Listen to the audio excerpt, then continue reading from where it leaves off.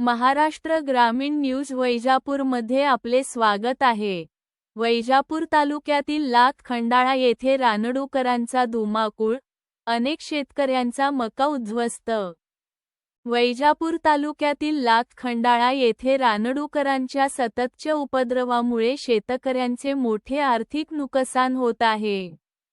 शेतकऱ्यांनी मोठ्या आशेने पेरलेला मका रात्रीतून रानडुकरांनी उकरून व खाऊन टाकल्याने शेतकरी हवालदिल झाले आहेत। या घटनेत पुढील शेतकऱ्यांच्या मका पिकाचे नुकसान झाल्याची माहिती समोर आली आहे। 1. अलकाबाई शांताराम वैद्य, गट क्रमांक 51, क्षेत्र 4 एकर। 2. भाऊसाहेब कचरू कवार, गट क्रमांक 156, क्षेत्र 2 एकर। 3. परसराम रखमाजी देवकर, क्षेत्र 3 एकर।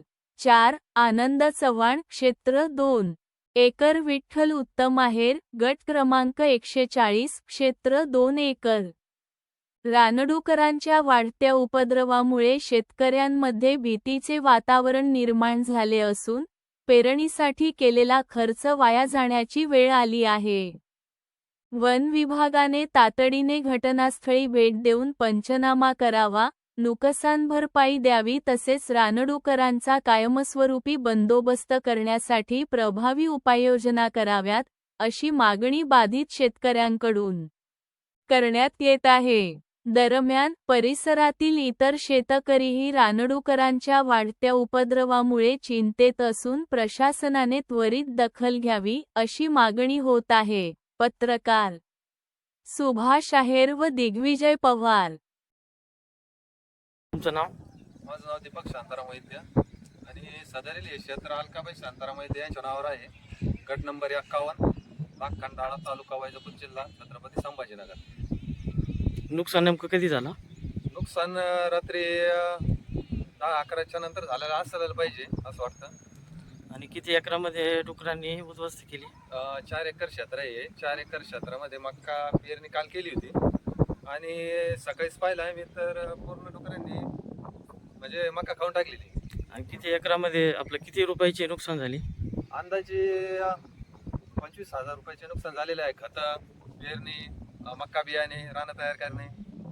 याआधी कधी अशी घटना घडली होती? याआधी झाली होती बरं का, बऱ्याच वेळेस झाली होती का उभ्या मक्कामध्ये मका पाडून पिठा खाल्लेला आहे, पण यावेळेस पेरत्याच वेळेस नुकसान चालू झालं।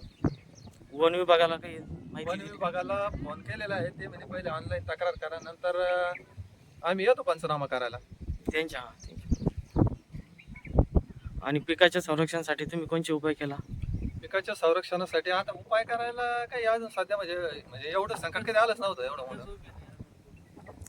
गावामध्ये अजून काही शेतकऱ्यांची अशीच काही बऱ्याचशा शेतकऱ्यांचे नुकसान झालेले आहे। भाऊसाहेब कवार, विठ्ठल आहेर, परसराम रखमाजी देवकर। आणि सरकारला तुम्हाला आता काय संदेश द्यायचा?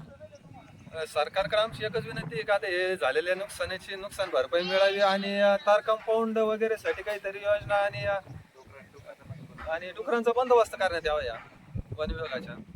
आज लाख खंडाळा गावामध्ये अलकाबाई वैद्य यांच्या शेतामध्ये साधारण 4 एकर मका काल पेरणी झाली आणि आज सकाळी त्या शेतावर त्या शेतकऱ्यांनी जाऊन पाहिलं तर पूर्ण 4 एकराचं बियाणं डुकरांनी खाल्लं आणि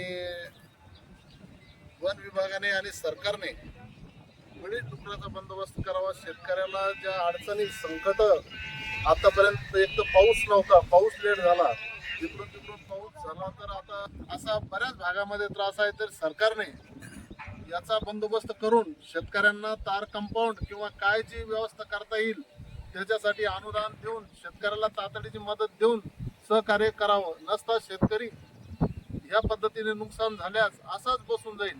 आज ह्या शेतकऱ्याचं जवळपास 25,000 रुपयाचं नुकसान झालं। इकडून तिकडून पैसे उभे करून हे पीक उभं केलं आणि जर असं नुकसान झालं त्याला उद्या आणि एवढंही करून परत ते डुकरं त्याचं नुकसान करणार नाही याची खात्री काय?